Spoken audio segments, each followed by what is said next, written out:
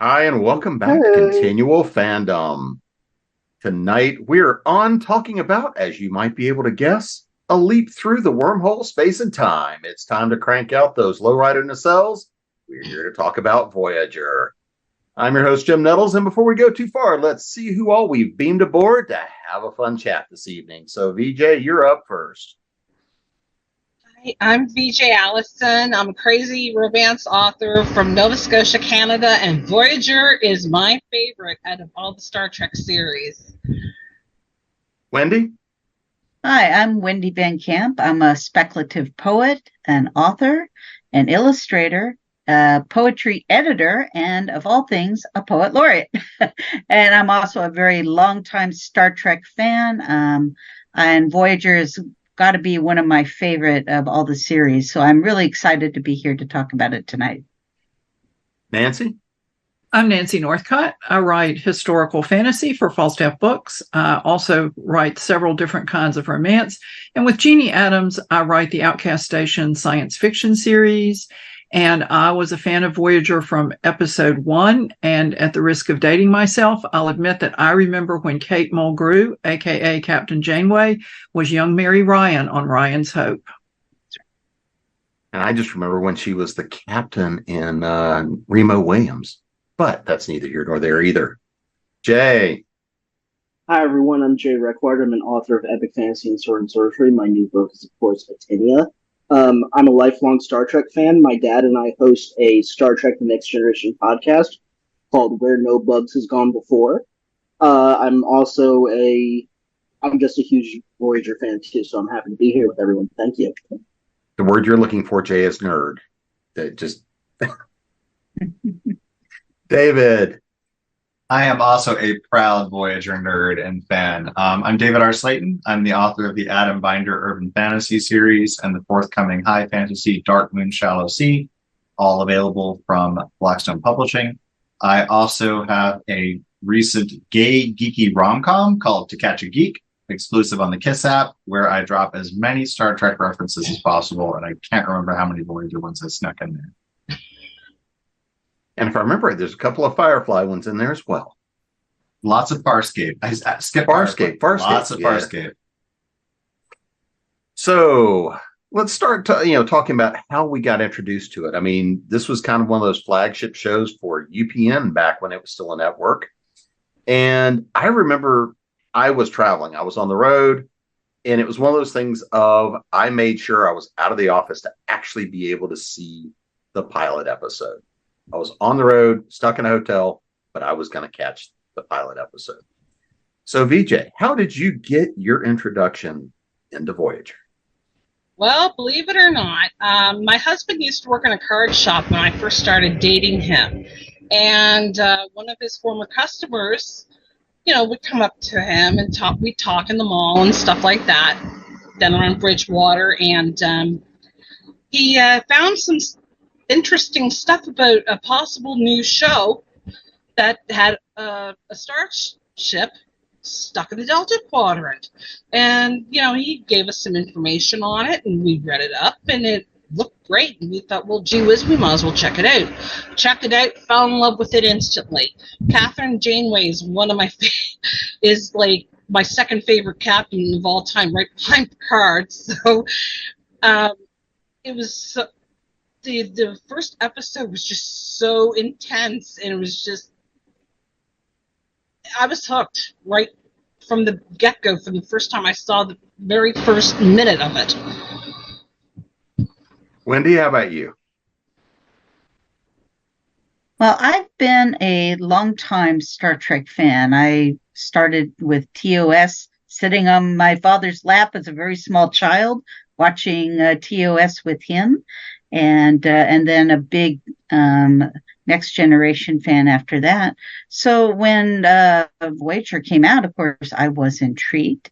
And when I watched it for the first time, I was kind of stunned because it was not the Star Trek I remembered. It went into directions that Star Trek never did previously, and I loved it.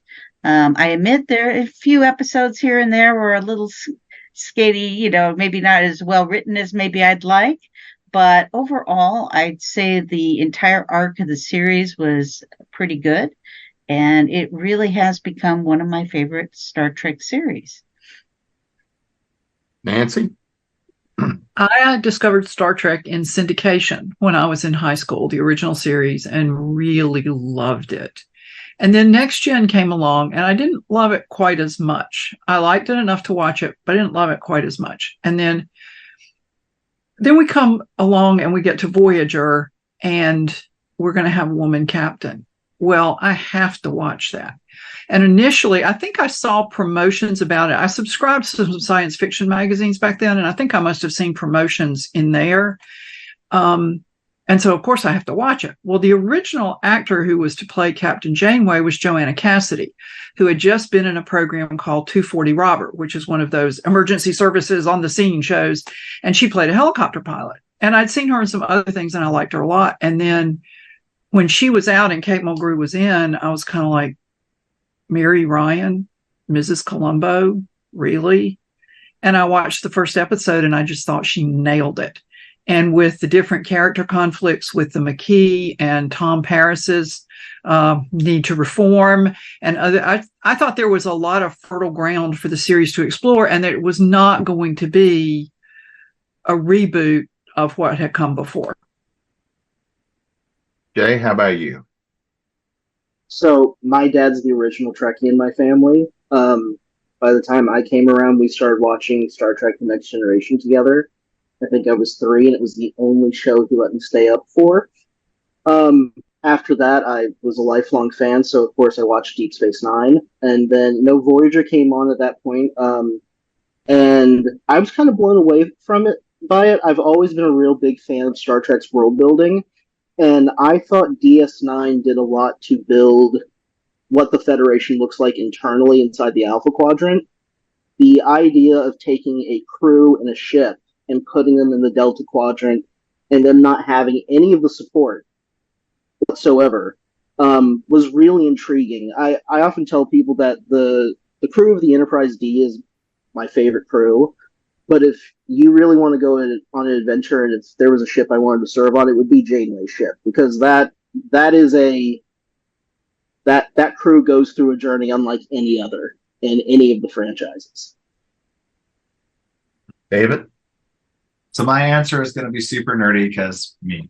Like Nancy, I grew up reading a lot of Star Trek magazines and fan magazines, and I had read an article about Star Trek Phase 2, which became the motion picture.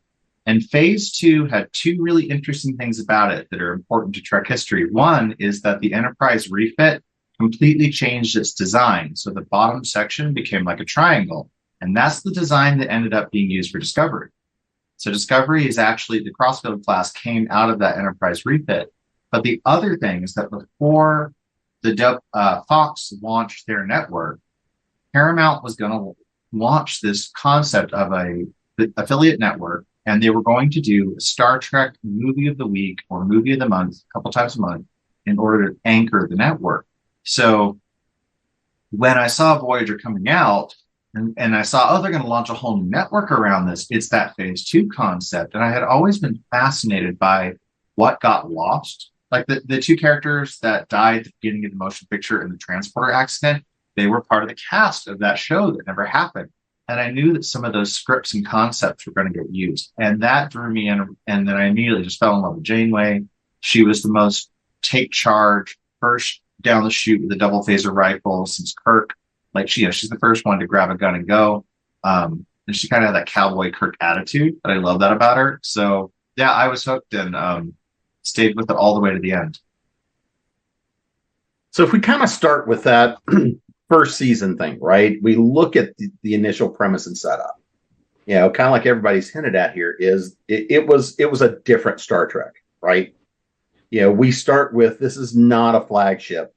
This is not, this is a special use ship. And I mean, just some of the callbacks we've got to original series, to things that happened during Next Gen. I mean, the idea that the fact that the nacelles operated the way they did was a callback to the episode that talked about having to put speed limits on warp speeds.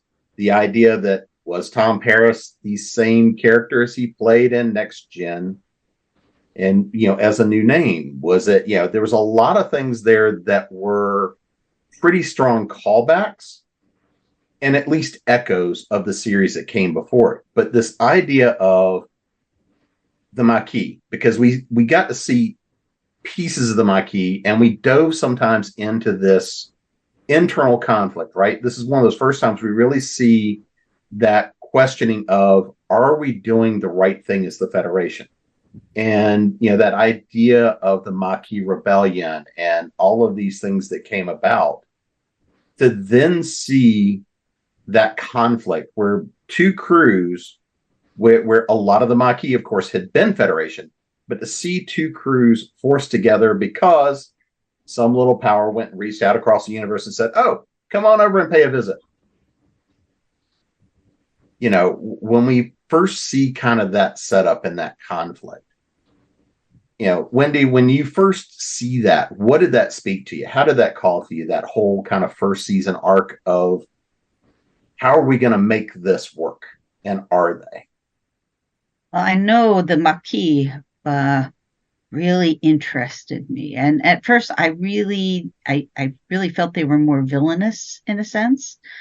I was kind of disturbed how they put the Maquis and the Federated crews together to work together because they were in desperate situations, and so many people died when the Enterprise went across the galaxy by, I believe it's the Caretaker, yes, the Caretaker.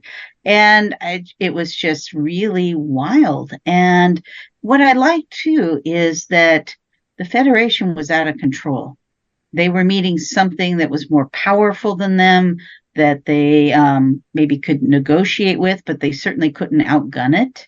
And yet they were trying their best to overcome that, to try to go home.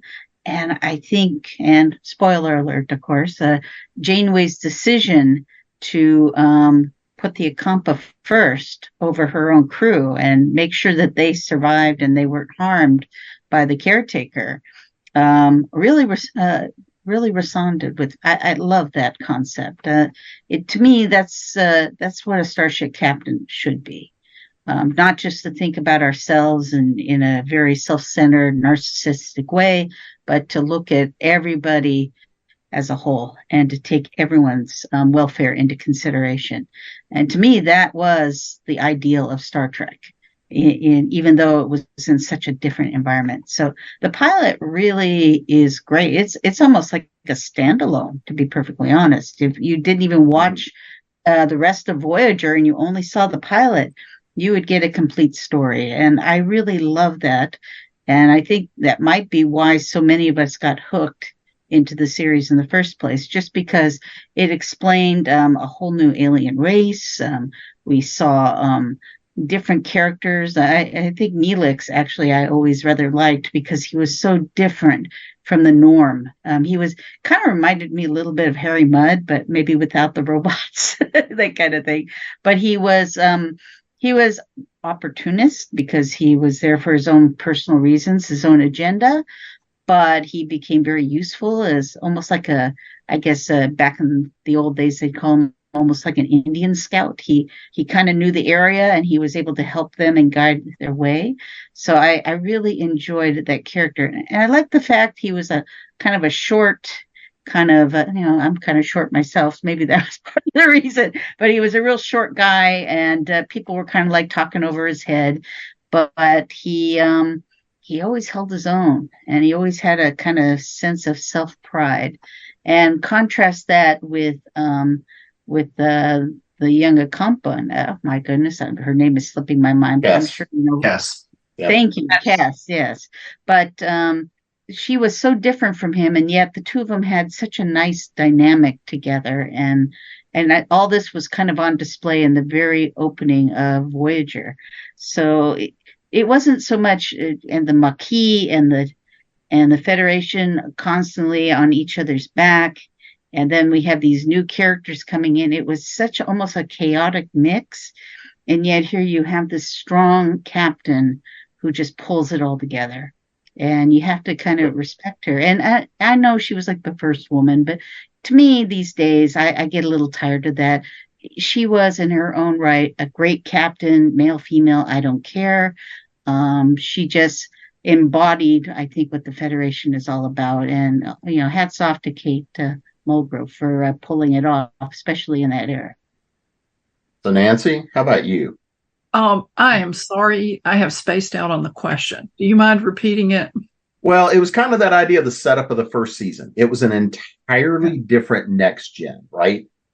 Entirely different from next gen or DS9. It was this idea of a ship in conflict. It kind of represented both the Federation and the Federation's conflict within itself and how it's perceived, plus thrown into an entirely new and alien world, right?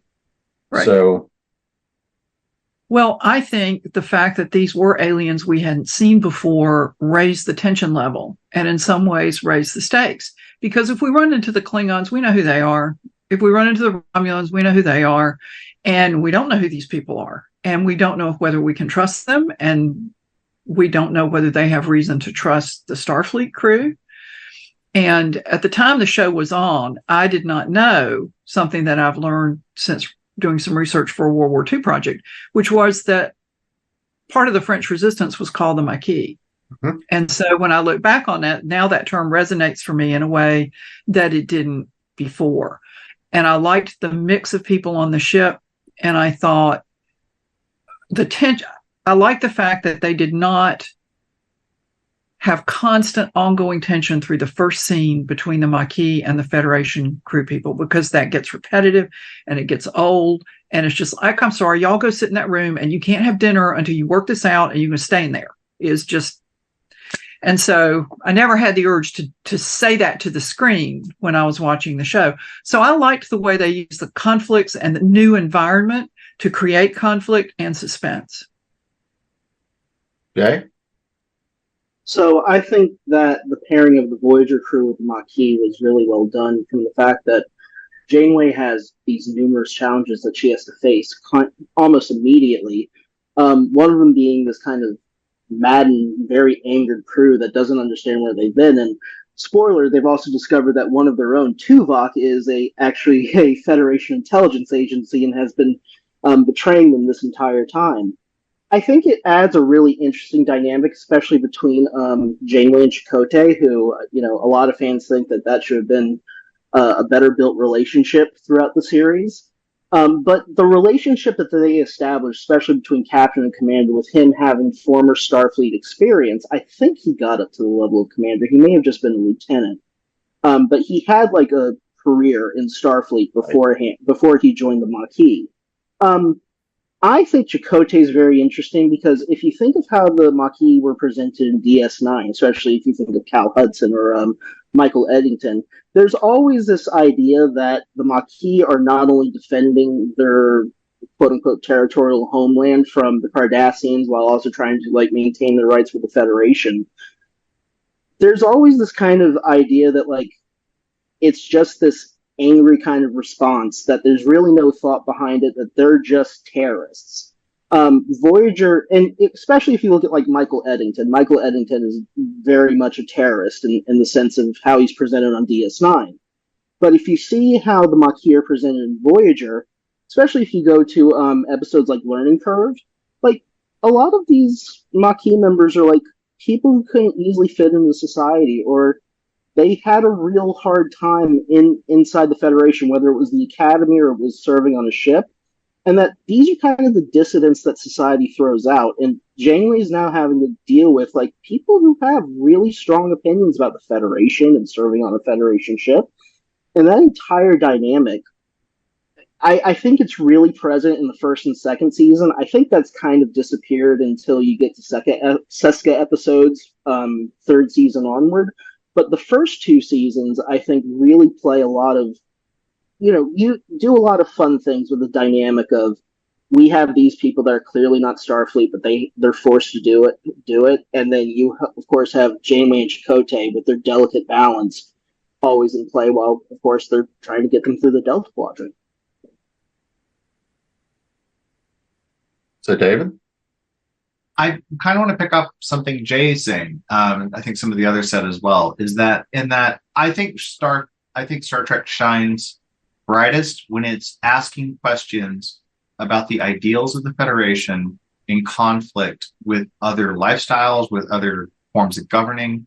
Deep Space Nine has an amazing moment where Cisco finally gets it and explodes and says, the problem with all this is Earth. Earth is a utopia. And when you can't have utopia on the frontier, the conflicts are very different. And Voyager had that from go by having the Maquis there. Janeway has to constantly ask herself questions of, is this worth getting my crew home? Am I going to have to betray my principles? And we keep furthering that conversation with the Doctor's personhood and agency and questions around that, which is something Star Trek always does well. And if you look at, like, for me, my favorite Trek, again, is Voyager, Discovery, because Discovery is all about how do we maintain our values in the face of war, at least season 1 is. And I think Voyager just asks this question constantly and refines it. When you bring in 7 of 9, you're asking these questions about the Borg. How do we assimilate a Borg into our crew without colonizing her personhood? And from the beginning, Seven's kind of like, I'm still me. I don't want to give up who I am to be part of you. You know, I don't want you taking away my choice, even if my choice is to be Borg. And I felt like Voyager I felt like it really shone from the beginning in the pilot, because it's exploring that question of having the serial killer on board who was discovered at one point. Mm-hmm. And how do we deal with that when we're in this very close submarine-like Intrepid class community? We have somebody who just wants to murder people, right? Look, it's just, I could go on all day, but I feel like that's when Trek is the strongest, is when it's asking these questions, and you can't do that if you're in the Alpha Quadrant on Earth.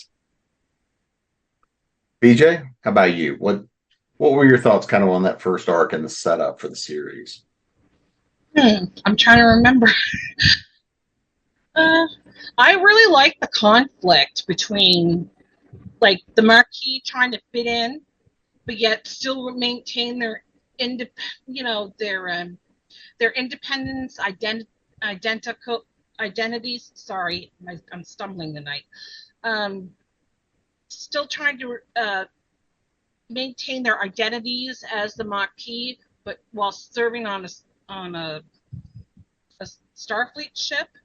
And I also liked how they the conflict between B'Elanna and, oh goodness, what was his name? The other engineer there they were considering for chief engineer. His name. I could picture him.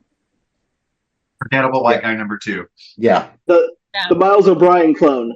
Yeah, Miles O'Brien. I like that one. I could picture him. Oh my heavens to Betsy. But the conflict between them to become chief engineer was like really cool, and I was cheering for B'Elanna because she was so brilliant. But at the same time, you knew that some of the chief of engineering, the chief of whatever, was going to go to, some of them was going to be Starfleet, some of them was going to be Maquis, and there was going to be some conflicts. The Kazon were a decent alien race to have up against, but I think my favorite out of the first season or 2 was the Vidians. They were terrifying, but I mean, you had to have sympathy for them because they were trying to save their own people, but yet at the same time, killing the others. Phage. The Phage. Oh heavens, that was just nasty. But I mean, like, I liked watching the characters slowly develop over the season 2, like their personalities shining and stuff. And it was just, I don't know, there was just something magical about this first season, that just made the show amazing, for me at least. I don't know about anyone else, but I was hooked from the get-go, but that's me. And I mean, that was one of the things to me that really grabbed me, was not only the setup, but was really the difference in characters, both on ship and off, the races they were dealing with. Because, I mean, even if we look at, DS9 introduced a lot of conflict and a lot of differences, but it was still pretty familiar. We already knew most of the races, most of the conflicts, all of that sort of stuff. Even though you were trying to mix a bit of the Bajorans with Starfleet, fundamentally Starfleet was in charge. Here, you had a setup where you had a mix of Starfleet and Maquis characters. You had aliens that were on board that had nothing to do with Starfleet whatsoever, and really knew nothing of Starfleet, had no connection to it, but they're fundamentally space vagabonds. They're, they can scam their way through space and time. We look at some of the alien races. One of my favorite characters as I look at the whole series was actually B'Elanna, because she represented conflict at every level. She was half human, half Klingon. She was Maquis trying to be Starfleet. She was wanting to be fiercely independent, but then was trying to go with the troublemaker Tom Paris. There was nothing there that was in balance, but it was that conflict which always gave her both the strength and the willingness to take risks and make things happen when they had to. So, Nancy, if you kind of think about favored characters and favored arcs throughout the series, what's one for you that really cemented the series? Well, I liked B'Elanna a lot too, but I also really liked Tuvok. He didn't have a whole lot to do in most episodes, but I got a soft spot for Vulcans anyway, and I thought what they gave him to do, he did really well, and it was often pivotal to the story. And so I remember thinking sometimes, just wish they'd give Tuvok just a little bit more to do. And that's hard to do in a big cast when you're juggling a lot of characters. It's hard to do that. But for me, it would be Tuvok, and not initially Janeway, though I did warm to her. So then I have to ask the question, Tuvix. I don't remember Tuvix. I have opinions about Tuvix. Oh, it's the big moral question. All right, I've started a fight. Now I can just go away. I'm sorry, I don't remember Tuvix, so I'll have to just. All right, Jay. So, I do want us to get back to the question, but Tuvix is that episode where Tuvok and Neelix are down on a planet, and they are scanning, I think, is an orchid species. And when they are beamed up, they're beamed up with, I think, the orchid itself. And somewhere in the Star Trek magical process of transportation, they are re-energized on the transport pad as the character of Tuvix. And then, of course, there's a big moral question about, well, do we split up Tuvok and do we split up Neelix, or do we let Tuvix, who is a person with their own separate identity from those two characters, exist? And I mean, we could have an episode about this.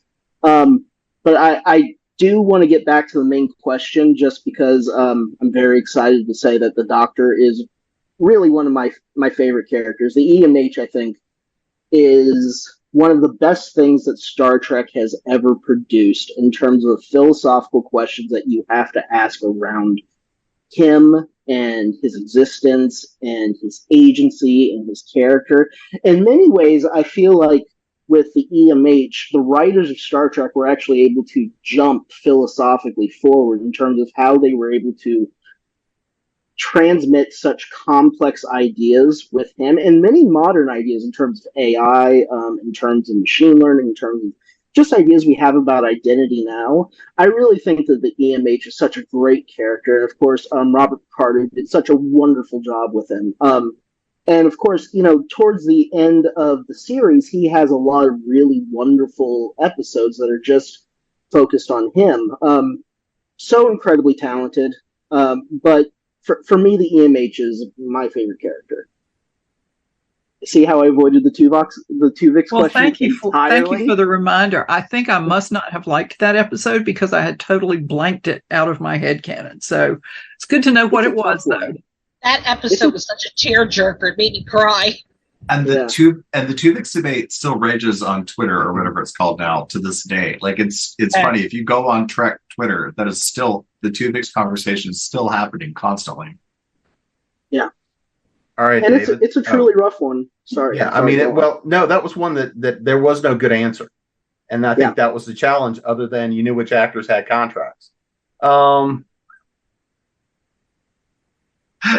Beautifully put. Well, speaking of actors whose contracts went somewhere, I think one of my favorite characters was Kess. And the reason that I loved Kess so much was her species only lived for 9 years. And her evolution in the 3 years that we had her, especially when she gets cast through time and has the year of hell experience. And as much as I hated seeing her go, I love the way that she left. I thought that was a really cool story. I did not like when they brought her back later, but that's a whole other thing. I particularly loved the episode where Kess begins to move away from Neelix, right, which is her first relationship. There's a little codependency there. She starts to explore herself, becoming her own person outside of that relationship. Not necessarily that sheltered Ocampa that she has been. And then when she gets possessed by a criminal who essentially gets control of her body, and there's this amazing thing that she manages in that episode where he's taken possession of her, he's going to take back the planet, he's this terrible person, and she begins subverting him. She begins pushing his personality aside, and he says, who would ever have thought there was so much strength in that little girl? And he's giving some big monologue, and he says, everyone should have a garden. Some of my favorite moments were on Voyager when I was working in the hydroponics garden. And they're all confused, and that's Kess asserting her control. And then I love, you mentioned Tuvok. I love Tuvok's mentoring of Kess's mental abilities. I liked that relationship for him. I liked his relationship with Kess as a mentor. And I liked that he mentored the serial killer. He was trying to help reform the serial killer, teach him techniques to control his impulses. So really, though, I love them all, but Kess was absolutely my top 3. DJ? Oh, gosh, to pick one. I liked all the characters on Voyager. That's just it. I loved Kate Mulgrew as Kathleen Janeway. She was amazing. Oh, God. Harry Kim is one that doesn't get a lot of love, in my opinion. The oldest ensign ever in Star Trek. The longest running ensign ever in Star Trek. I thought that he went from just this really scared kid that wanted to go home so bad to, he developed so much over time. He became, instead of just wanting to go home, he became he grew up during the 7-year run and stuff like that. I did like Tuvok. Tuvok was interesting. Neelix was a freaking hoot. I loved his, how him and Samantha Waltman's daughter Naomi were always playing pranks on Tuvok, and Tom and B'Elanna. Oh my gosh, I can't really pick one at all. I even like Chakotay was awesome. I mean, being part indigenous myself, I'm kind of partial to him in some ways, because he's indigenous. And goodness, like I said, I just can't pick one. I love them all. I'm weird. Wendy, how about you? Oh, gee, I think most of my favorites have already been spoken about. So I think I'm going to go with Tom Paris. I really enjoyed his story arc. I mean, here he was, this kid basically taken out of prison by Janeway to come on the voyage because she needed a really good pilot. And here he is, the son of an admiral, and he has all this shadow of that over him. And yet here he is on the on Voyager, and he just starts to blossom. He's a geek who loves comic books, and I know there's a lot of episodes in the holodeck with him developing entertainment for the crew. that is very I would think it would very much appeal to the young male comic enthusiasts in the audience. But I liked how he began to mature, and the relationship with B'Elanna was wonderful to watch. Tom was this kind of carefree, independent young man. B'Elanna was this very angry woman who needed somebody to help ground her, and the two of them together worked wonderfully. I mean, they were kind of an asset to each other. I loved how Tom with the Delta Flyer and how that all developed. And yeah, he was just a really fun character to watch. And I loved at the end how he finally did get that acknowledgement from his dad. That was, I think I kind of had a few tears. What can I say? But yeah, there's just so much to say about all of them. I mean, every single one of them had this wonderful developmental arc that took you to places. In Kess's case, she died, but in other ones, they lived and they just became their best selves. And in the end, is that not what an adventure is all about? It's bringing out the best in us to meet the challenge, and that's what Voyager was all about. So, you know, so go ahead. Can I just piggyback on too with Wendy saying one thing I loved about B'Elanna is that she suffered from depression, and it was one of the first when they're building the Delta Flyer, and she's depressed and she talks about her depression, and it's one of the first times I had seen that kind of conversation with the character functioning as best as possible with that kind of mental struggle, and that always just touched me, and I remember it deeply. Yeah, she was a great character, really. And such an inspiration for young women engineers too, to be perfectly honest, because she created a lot of things. She ran a department well, and she was doing things that women at that time didn't have as much of a chance to do. So, yeah, she's a great character.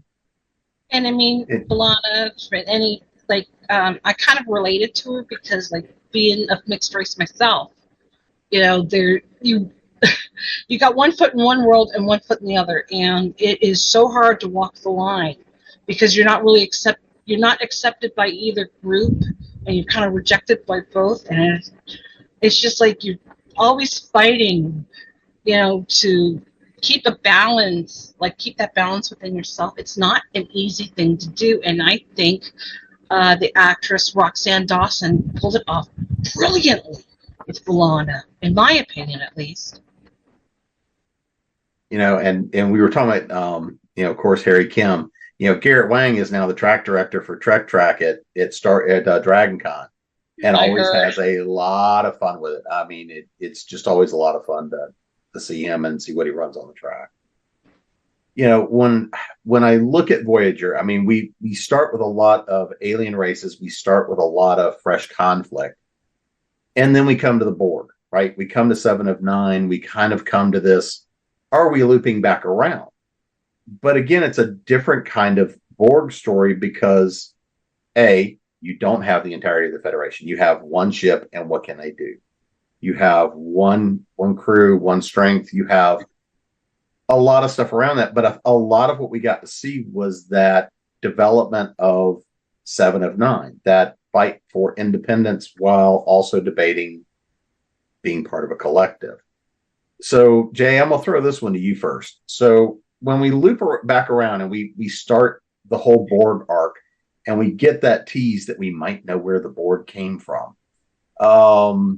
you know, what was that like for you, going back and looping back on the Borg? Were you happy to see this? Were you looking and going, no, let's stick to entirely new and fresh? As a Star Trek fan in general, nothing in the show has ever scared me. So, like, when Best of Both Worlds happened in TNG and they stole Jean-Luc Picard, and you think for a while your favorite captain's not going to be rescued and they're going to lose him, and then Will Riker's going to take over. You know, it's one of those things where you take a moment and you wonder, you know, is stripping away or making them more understandable going to harm the idea of the Borg? But I think that Voyager did a very good job in terms of building out the idea that the Borg are really this force to be reckoned with in the Delta Quadrant, and it's really only because of distance that the Federation isn't up to its eyeballs in assimilate drones trying to assimilate them. I mean, it really kind of hit home kind of how overwhelmingly powerful this force is compared to in the Alpha Quadrant. Arguably, if the amount of Borg that were in the Delta Quadrant suddenly shifted over to the Alpha Quadrant, I think we would all know, just the way Voyager presented it, the Alpha Quadrant would kind of be done. Like, I think the show did a very good job of portraying them as these kind of bigger than life monsters and aliens in a way, especially with the Borg Queen, which we first saw in First Contact, the film. At the same time, I think that there are some weak episodes with the Borg, which I think is why some of the fandom complain about their depiction sometimes. It's not necessarily the Borg themselves that are the problem, it's the writing around them. We're introduced to a lot of big ideas, too, really late in the series. Like, when we finally get to the Unimatrix and the idea that all the Borg, or at least all their former identities before they were assimilated, are living in this giant Unimatrix, it's kind of really forced at the last minute, and it's never really explored in a way that's, I think, interesting. I find it very interesting that if all of us were assimilated right now as Borg, we would still be walking around. I'd be talking to Wendy one day, or I could say hi to David, because we'd all be in this Unimatrix, and like the way they presented it, it seemed like everyone was living in this kind of psychedelic 3D heaven. So there's all these questions that were kind of given with the Borg that are never really explored, and I really do hope that some of those questions that are asked in Voyager do get answered later on in a show down the road, because we haven't really seen the Borg since Voyager. Star Trek Picard season 2. I apologize. Spoilers. If anyone is getting spoiled at this point, it's your fault. But I think that the way they handled the Borg, it's a solid B plus. I think if the best version of the Borg to me will always be the ones that you see on Star Trek First Contact. But that's because you have a full cinematic production behind them. They're being presented as like the demons coming out of hell. I think the show does a lot of good things and a few kind of questionable things. David? Well, I don't want to spoil anything, but yeah, we don't necessarily get more depth about the Borg in later seasons of Picard, but we do get more answers about their fate after Janeway decimates them at the end of Voyager. And she does decimate them, which, again, total badass move. I'm with Jay. I feel like we went to the Borg well a few too many times. I didn't like the Unimatrix story for that thing. But I'm the same way about magic, like when I write it. I want a little bit of mystery left out there. I don't want to know the exact formula of how everything works in magic and mysticism. And I like, the mechanical shark is scarier before we see it in Jaws, and I feel like the Borg is like that. I want my menaces to have a little bit of mystery left so that they're still spooky. That said, asking a lot of the questions we did ask around Annika and Seven, what becomes of her, where is the humanity, and then the later questions, like with Icheb, asking questions about, these children who were assimilated and them. There are some fantastic. The Borg work better to me as a catalyst or a force. But man, that 3-part, it's Dark Horizon, and then when Seven gets her humanity and emerges, like as we come to see her, that 3-parter is still. I go back and watch those 3 episodes again and again and again. Like they make a perfect just little movie night kind of situation. So I love the way the Borg make you feel. Again, like Jay's saying, they fill you with dread. They're this big, scary thing. And Voyager's all alone. There's only 110 of them up against this monolithic force. And then, oh gosh, there's this force that's so much scarier that is terrifying the Borg. And, the monster eats the monster. So, yeah, I I'm completely with Jay. I love the Borg conceptually. I think that Voyager had a lot to say about them. I thought they did some cool things. I think they went to the well a few too many times, in my opinion. And that was one of the things I wanted to see more was species 8579. Is that right? 8572. 472. Something like that. It's been a long time. Somewhere in there we've got it. There's a lot of species. But that was one of those things I wanted to see more of, right? Is the monster that eats the monsters. So VJ, how about you? I agree. I think they went to the Borg well one too many times. It just seemed that a lot of the episodes were too focused on like the Borg and 7 and 9 and her development and stuff like that. Don't get me wrong. I liked her better in Picard, believe it or not. I thought she was so cool in Picard. I loved her. But I found that focusing too much on her development kind of, it kind of turned me off a little bit in some ways. Don't get me wrong, Jerry Ryan is beautiful and a brilliant actress, but she wasn't the star of the show. Kate Mulgrew was, so it kind of annoyed me to see them focusing too much on the Borg and that kind of thing too. But watching Voyager whomp the Borg's rear ends was awesome. In my opinion, it was like just seeing like the amount of shielding and stuff like that they had in the last episode. Oh goodness, Endgame. That's it. Mm-hmm. The last 2 episodes, that was just bloody awesome. I loved it. But with Echeb and stuff like that, I hated how they killed him off of the card. Sorry, spoiler. I didn't like that. I wanted to see him, stuff like that. I cannot remember the other kids' names that were there, but just the Borg kids, I cannot remember their names other than Maz. Oh, what was the little girl's name? Oh, she was adorable. Oh goodness, but yeah, I liked seeing some of the episodes with them. The ghost in the one episode where Neelix is telling them a ghost story in the cargo bay. I liked that one. That one was rather interesting, for me at least. But I mean, as the Borg as enemies, I think they should have had more variety in the last 4 to 5 seasons, like 3 to 4 seasons.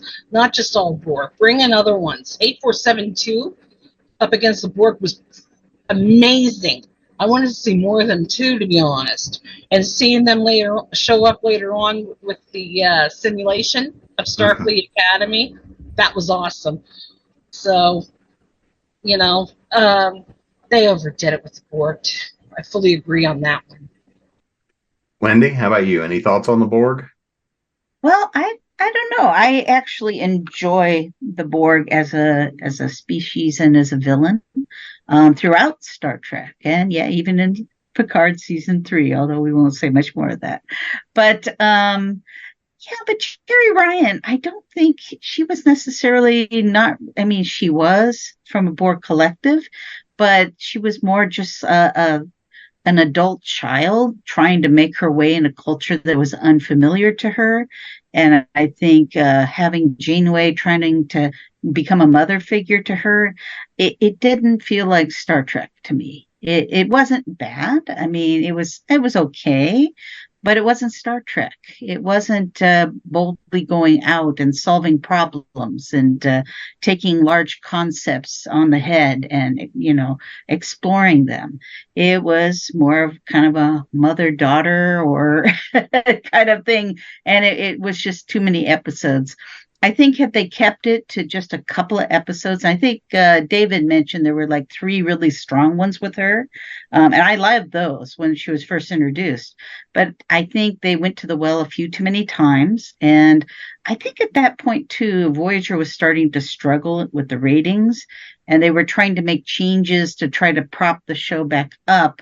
And they just went in the wrong direction. And eventually they self-corrected. I think before the point of no return, they made contact with Earth And there was this wonderful episode with Barclay, of all people, and how they reconnected with Earth. It was very entertaining. Good old Barclay to the rescue, right?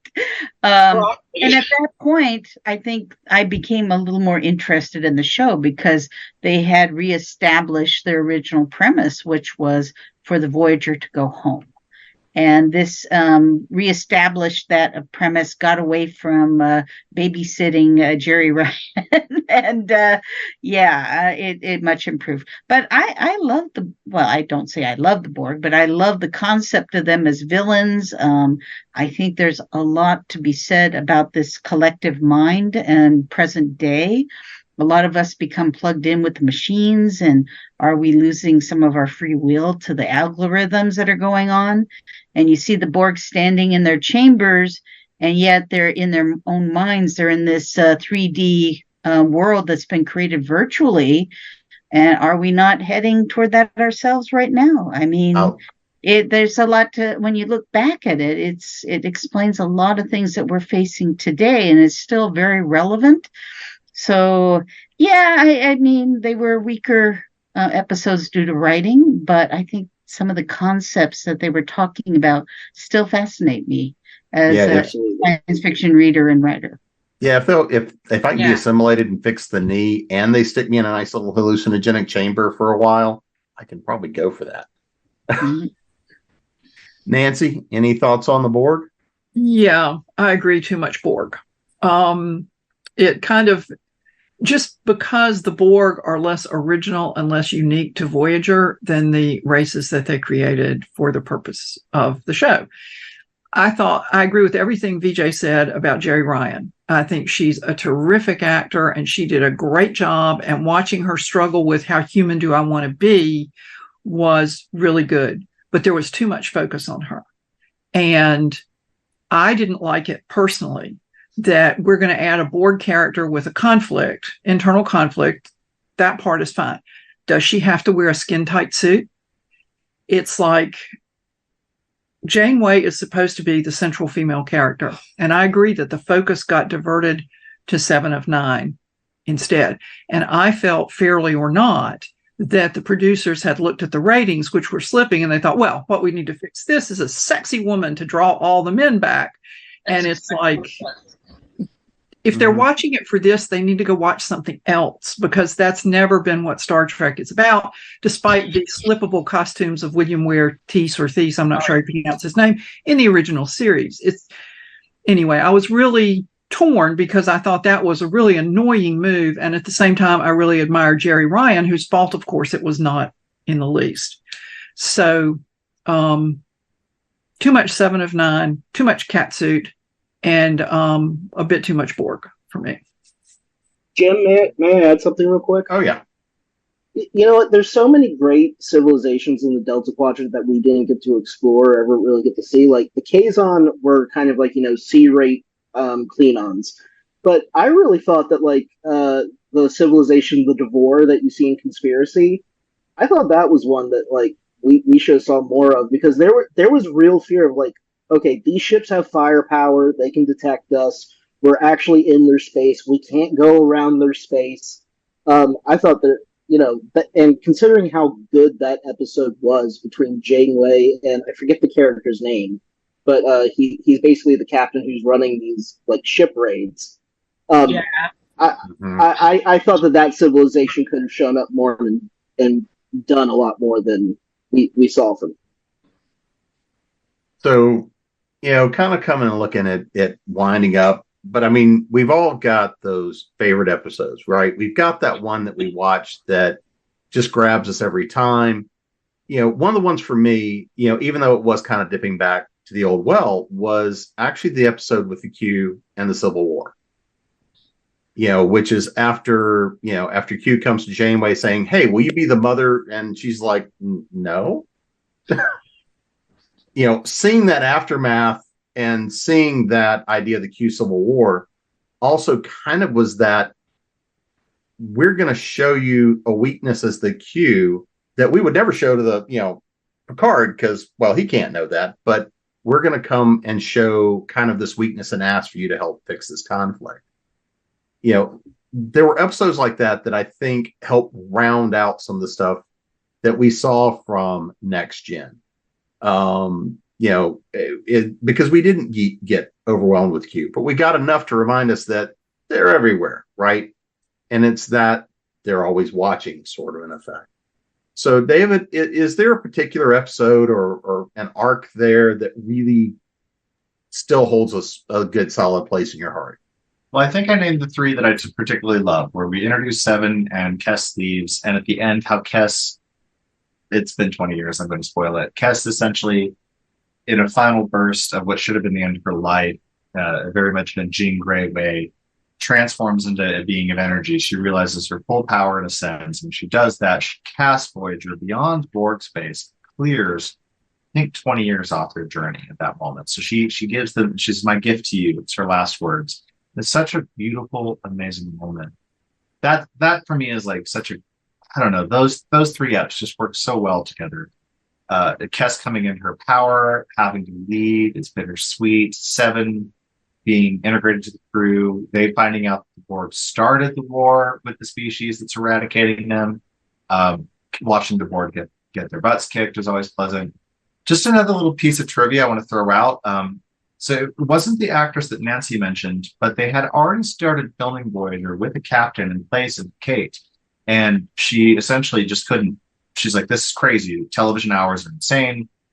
So she walked off the job just a little bit into filming. There's actually some footage of her on the bridge. And they were filming the Deep Space Nine episodes with Q next door. And John Delancey said, have you tried Kate Mulgrew? So those Q Janeway scenes, they are old friends. They did a lot of Shakespeare together back in the day, and they were good friends. So watching them bounce off each other, they have that chemistry that you just don't get unless you've known somebody a long time. And I always love knowing that about their relationship. BJ? It's a toss-up between two for me. I got to go with Timeless because it was such a different episode. You know, you saw Harry and Chakotay in what could have been, and how they're determined to save Voyager from the Beta Quadrant and all this other stuff. It was so well acted. I mean, Robert Beltran did such a brilliant job, you know, as an older Chakotay, and of course Garrett Wang. I think he knocked it out of the park with portraying of survivor's guilt and stuff like that. But my favorite of all time, oh my goodness, the Thaw. The one where they come across fear. It was so simple. It reminded me of the Empath episode from TOS. It was the most simplest sets, and the concept was just out of this world brilliant. I cannot remember the actor who played Fear, but he was amazing. He stole the show, scaring the living dickens out of Harry Kim and the other characters that were trapped in this mental, you know, this AI created world. I just loved that episode. It's one of my husband's favorites too, and it's one that we could watch over and over again. We all notice new little things about it. The absolute best of the best, in my opinion. Wendy? Well, I got to say the Timeless one that you mentioned, VJ, is one of my favorites, too. It's definitely one that sticks in my mind. I mentioned the Barclay episode, too, where he contacts Voyager and he's doing his typical Barclay things where he's having a lot of self-esteem issues, and yet in the end he saves the day, which I'm always happy to see. I also like the one where Janeway and Chakotay were trapped on a planet and they thought they might have to live their life there and basically just be with each other almost as a couple, or maybe eventually would become a couple. And I think this is where the fandom got this idea that Janeway and Chakotay were an item from that episode, because it happened so early in season 1. It really seemed like that the series might be pointing that way. And I think they were given a promise in a sense, and that promise was not given to them by the writers and producers. And I think to this day, there's still fans that are upset about that. Certainly when I've read some fandom, let's just say they are definitely paired up. But I really enjoyed that episode too, just because it humanized both of them. Because up to that point, they were officers. They had that shield about them, and this episode allowed them to become more vulnerable as people.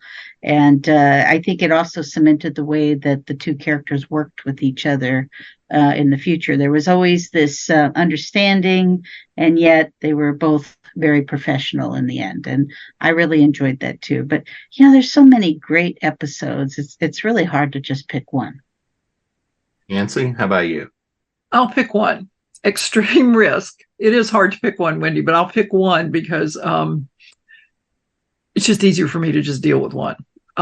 It's the one where they're building the Delta Flyer, and the Malon are trying to race them to it.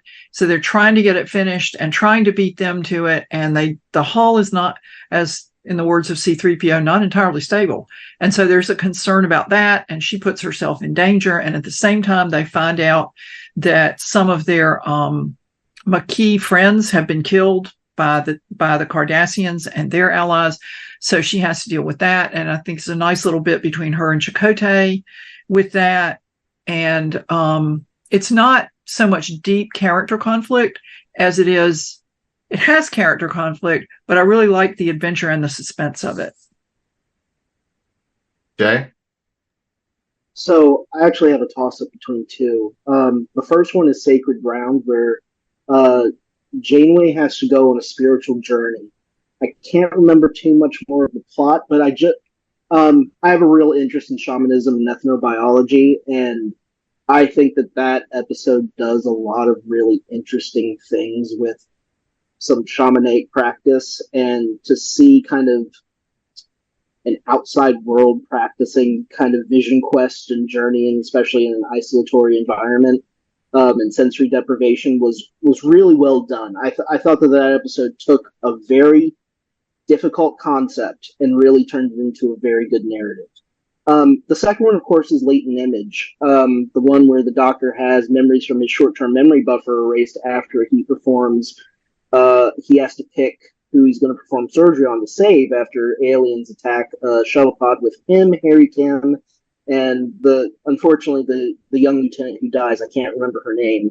Jatal. But yeah, Jatal. Yes, Ensign Jatal. Yeah, that's right. Very good. Thank you. My family has done two things historically. We've worked in medicine or we've been in the military. So we know a lot about medical trauma and we know a lot about trauma. And that episode does a lot with the Doctor in terms of like really looking at trauma in a way that I don't think audiences were really prepared for at the time. And at the same time, you're looking at this AI character go through these range of emotions, and the idea in the future that we've gotten to the point where technology can actually assume an identity and then have an actual breakdown, moral and ethical breakdown over a choice that it made. Just a wonderful concept to actually think about, especially today when we actually see the emergence of things like artificial intelligence tools and new technologies coming up. I think that Latent Image really is a episode so far ahead of its time. And Jay, I really thought you were going to pick the episode with The Rock in his first starring role. It's a terrible episode. No. All right. Well, I think I'm going to save us all before we become Tuvix here on this episode. But before we do that, let's make sure everybody knows where to find you guys. And of course, website, social media, and if you got that latest release. So VJ, you're up first. Okay, I'm on Facebook. I'm on X, Twitter, whatever you want to call it. BookBub. I'm on Decadent Publishing, Ecstasy Books as well. We have a sale at Ecstasy Books right now, 45% off all backlist, including my latest ones. I'm on MeWe. I'm Instagram, pretty much anywhere. Books to read. anywhere they basically sell ebooks is where you can find me. I write contemporary romance set in Nova Scotia, my home province, and I also have a paranormal horror story out called Eternity Scamble. But you can find me pretty much anywhere. I don't have an official website at this moment. I got to build one. Wendy? Well, I do have a website. It's wendyvancamp.com.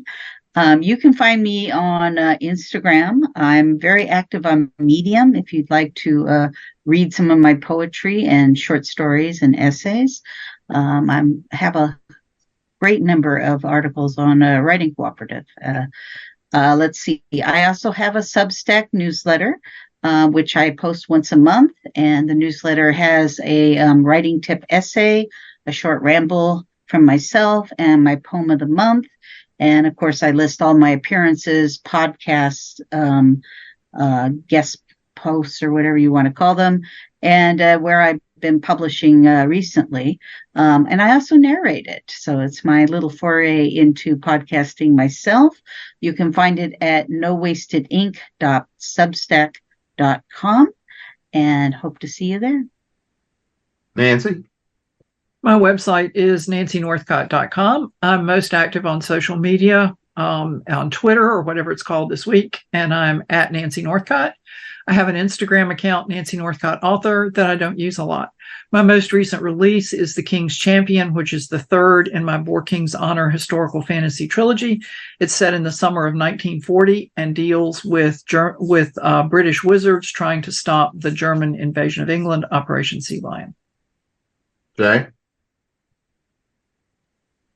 Hi, everyone. I'm Jay Requard. I'm an author of epic fantasy and sword and sorcery. My most recent book is Atinia, which you can find at most booksellers. I'm also the host of Where No Blood Has Gone Before, Star Trek Next Generation podcast with my dad, Jake, that you can find on YouTube. And thank you so much for having me. David?